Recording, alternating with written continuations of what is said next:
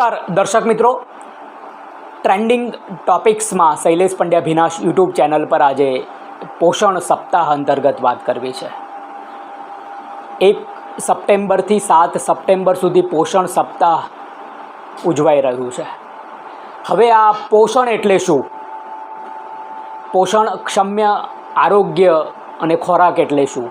હવે મારે મૂળ વાત કરવી છે। મારે થોડા તમને આપણી સંસ્કૃતિના યુગ પરિવર્તન પહેલાંની વાત કરવી છે, કલયુગ પહેલાંની। તો કૃષ્ણ અને બલરામ ભગવાનના ખભા પર હળ લઈને એ જતા હોય છે। એટલે આપણી ખેતી, આપણી સંસ્કૃતિ, આપણી પુરાતન સંસ્કૃતિ આપણી યુગોથી છે। એવું કહેવાય છે કે ગોવર્ધન પર્વત એ ગાયોના ગોબરથી બનેલો પર્વત હતો। ગાય આધારિત ખેતી ચાલતી હતી। 1947માં અને એ પહેલાં અંગ્રેજોના શાસનમાં અને અંગ્રેજો ગયા પછી 1947માં આપણને આઝાદી મળી। આપણે બહારથી અનાજ આયાત કરવું પડતું હતું અને એ કારણે આપણે અહીં હરિયાળી ક્રાંતિના નામે ભ્રાંતિ પેદા કરી। પંજાબમાંથી ઘઉં એટલા બધા ઉત્પાદન થયું કે આપણે ઘઉંની નિકાસ કરવી પડી। બીજા છેડે આપણે પંજાબમાંથી એક ટ્રેન શરૂ કરવી પડી, કેન્સર ટ્રેન શરૂ કરવી પડી। કારણ એટલી બધી પેસ્ટિસાઇડ્સ દવાઓ છાંટી આપણે આપણી ખેતીમાં। એના કારણે આરોગ્યમાં મોટો ખતરો ઊભો થયો। જંતુનાશક દવાઓથી અને રાસાયણિક ખાતરોથી ઉત્પાદન વધ્યું। સામા છેડે જમીનમાંથી દેશી અળસિયા હતા એ ભૂગર્ભમાં ચાલ્યા ગયા રાસાયણિક ખાતરોના મારથી, અને જમીન એ બંજર પ્લાસ્ટર જેવી થઈ ગઈ।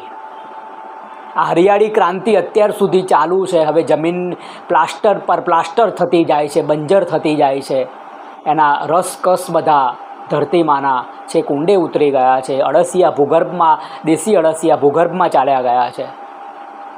હવે આપણે દર વર્ષે ફર્ટિલાઇઝર ખાતરોનો મારો વધારતા જઈએ છીએ, કીટનાશકોનો મારો વધારતા જઈએ છીએ। ઉત્પાદન વધી જાય છે, બારમાસી શાકભાજી થાય છે, બારમાસી ખેતી થાય છે, પણ એમાં હાડોહાડ ઝેર ભરાયેલું છે। તમારી કે મારી થાળીમાં જે જમવાનું આવે છે એમાં શું છે તમને ખબર જ નથી। ખેતી ખેડૂત કાર્યક્રમ અંતર્ગત ટેલિવિઝનના પ્રોગ્રામમાં હું ટામેટાં કરતા પ્રદેશમાં પણ ગયો। ત્યાંના લોકો ટામેટાં ખાતા નથી। કોબીજ ફુલાવરના મેં રેકોર્ડિંગ કર્યા, ક્રોપમાં જઈને ડ્રામા એપિસોડો કર્યા। ત્યાંના લોકો કોબીજ ફુલાવર ખાતા નથી। દ્રાક્ષના પ્રદેશમાં ગયા, એ લોકો દ્રાક્ષ અડતા નથી, કારણ કે એવું કહે છે કે સાહેબ અમે એટલી બધી દવા આમાં છાંટીએ છીએ એટલે અમે આ બાળકોને ના આપી શકીએ, અમે ના ખાઈ શકીએ। એમને ખબર છે, પણ ફરતું ફરતું એ પણ એમની થાળીમાં આવતું જ હશે, કારણ કે આખા વિશ્વમાં થતી ઉથલ પાથલોમાં તમે પણ એમાં બાદ ના રહી શકો। 1996-97માં મારા સ્વજનને કેન્સર થવાથી MP શાહ કેન્સર હોસ્પિટલમાં 1 વર્ષ રહેવાનું થયું મારે। મેં ત્યાં જોયું તો બાળકોમાં, ચિલ્ડ્રન આખો વોર્ડ, મહિલાઓમાં જે કશું જ તમાકુનું સેવન નહોતા કરતા, છતાં એમને 3જા અને 4થા સ્ટેજના કેન્સરો। આ બધું થાય છે કેમ? તમારા પોષણ, તમારા આરોગ્ય અને તમારા આ ખાવા ઉપર આ બધું નિર્ભર છે। તમને ખબર જ નથી। તમે અબજોપતિ ભલે કેમ ના હોય, તમે ખેતીવાડી વિભાગના ચેરમેન કેમ ના હોય, કે તમે MD કેમ ના હોય, પરંતુ તમારી થાળીમાં જે ખોરાક આવે છે પેસ્ટિસાઇડથી ભરપૂર છે। એટલા બધા ખાતરોનો, રાસાયણિક ખાતરોનો મારો ચાલી રહ્યો છે। હવે સામા છેડે ઓર્ગેનિક ને ઉત્પાદન, ઓર્ગેનિક ખેતી તરફ પણ બધા વળ્યા। ઓર્ગેનિક ખેતીમાં પણ હવે એ થઈ રહ્યું છે કે એમાં પણ એક જ રેસીપીમાં, જેમ પનીરની સબ્જી તમે લેવા જાઓ તો એક જ પનીરની રેસીપીમાં તમને બધા જ પીરસાઈ રહ્યા છે। એટલે આપણે દેશી ગાય આધારિત ખેતી કરવાની ખાસ જરૂર છે। દેશી ગાય આધારિતમાં ઘન જીવામૃતના લાડવા, જીવામૃત, 10 પરણી અર્ક, નિમાસ્ત્ર, બ્રહ્માસ્ત્ર, આ બધું જ તમે તમારી જાતે, સુભાષ પાલેકરજી જે મહારાષ્ટ્રમાં એમને પદ્મશ્રી એવોર્ડથી નવાજાયા હતા, એમણે દેશી ગાય આધારિત ખેતીની પદ્ધતિ અમલમાં લાવીને એમણે અનેક શિબિરો કરી। ખેતી ખેડૂત કાર્યક્રમમાં મેં ગાય આધારિત ખેતી કઈ રીતે કરી શકાય એ અંતર્ગત મેં 43 ક્રોપમાં ડ્રામેટિકલ કરીને મેં ક્રોપ ઉપર જઈને એપિસોડ કર્યા। 200થી વધારે મેં એક્સપર્ટ ટોક કર્યા છે મારા સ્ટુડિયોમાં। ગાય આધારિત ખેતીથી આપણા દેશની સમૃદ્ધિ આવવાની છે. આપણે ભારત એક ખેતી પ્રધાન દેશ છે. આપણે પોષણ સપ્તાહ ઉજવીએ છીએ એ પહેલાં આપણે આ વસ્તુનું ધ્યાન રાખવાનું છે કે તમે તમારી મૂળભૂત વસ્તુ છે એને તમારે બદલવી પડશે. તમારે ગાયનું ગોબર તમારા જમીનમાં નાખવું પડશે. ઘન જીવામૃત લાડવા, ગાયનું મૂત્ર છે, ગૌમૂત્રથી પેદા જીવામૃત બનાવીને તમારા જમીનમાં જશે તો દેશી અળસિયાના વાઇબ્રેશનથી બહાર આવવાના છે. એકવાર દેશી અળસિયા જો બહાર આવી ગયા તો તમારું 70% કામ તો ત્યાં પૂરું થઈ જવાનું છે. કારણ કે એ જમીનને પોલી બનાવે છે, વરસાદ નીચે ઉતરે છે ને એ ફોસ્ફરસ, પોટેશિયમ જે જોઈતું હોય બધું જ એમની એ જમીન ધૂળ ખાય છે ને ધૂળની જગાર વાટે એ તમારી જમીનને ફળદ્રુપ કરે છે. એટલે આખી પ્રોસેસ કુદરતે બનાવી હતી. હવે એવું હતું કે બળદ તમારા ખેતરમાં તમે ખેતી કરતા હતા એટલે એના સિંગ હતા, એના શિંગડા હતા, એ પરમાત્માનું એન્ટેના હતું. સૂર્યની ઉર્જા એના શિંગડા વાટે થઈને નાભીમાંથી ખરલમાં થઈને જમીનમાં બળદ ચાલે એમ જમીન જીવંત થતી હતી. હવે ટ્રેક્ટરો આવી ગયા એટલે એ જમીન નિર્જીવ બને છે. કામ તો આસાન થઈ ગયું તમારું. અત્યારે કોઈ ખેતી કરવા તૈયાર નથી. હું ખેતીમાં જાઉં છું એટલે બધાને મેટ્રોનું કલ્ચર અને વૃક્ષો કાપીને હવે સિમેન્ટ અને કાંક્રીટના જંગલોમાં બધાને રહેવું છે, ફેસિલિટીમાં રહેવું છે. પણ ખાવાનું તો એ પ્લાસ્ટરમાં પેદા જ થવાનું નથી.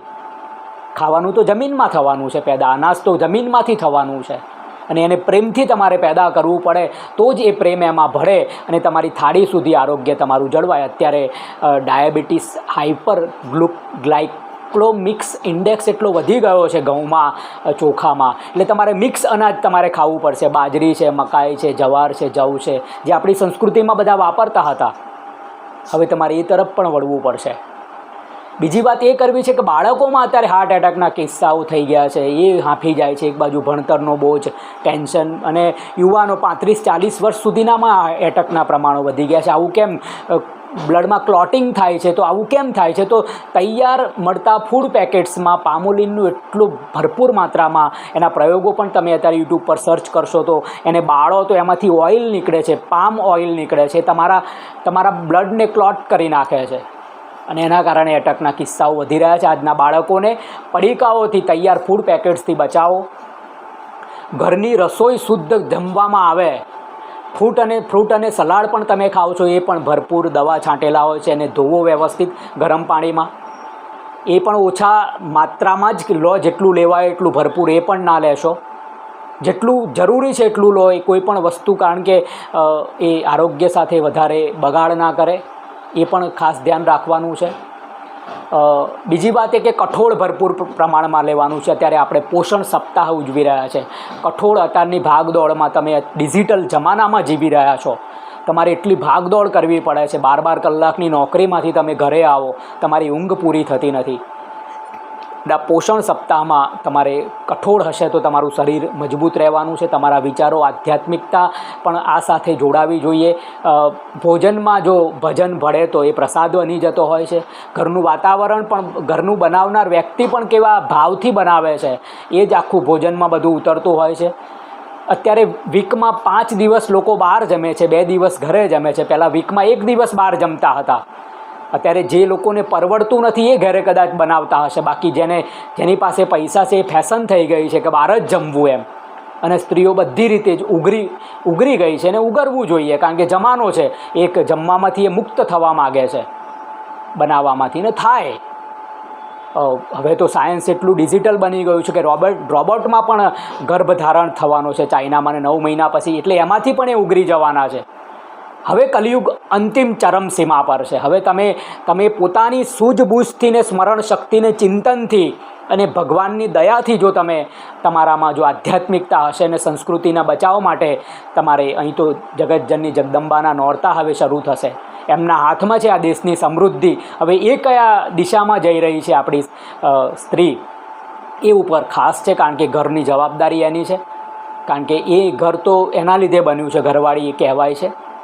બાકી તો પુરુષો તો ભટકતા જ હતા.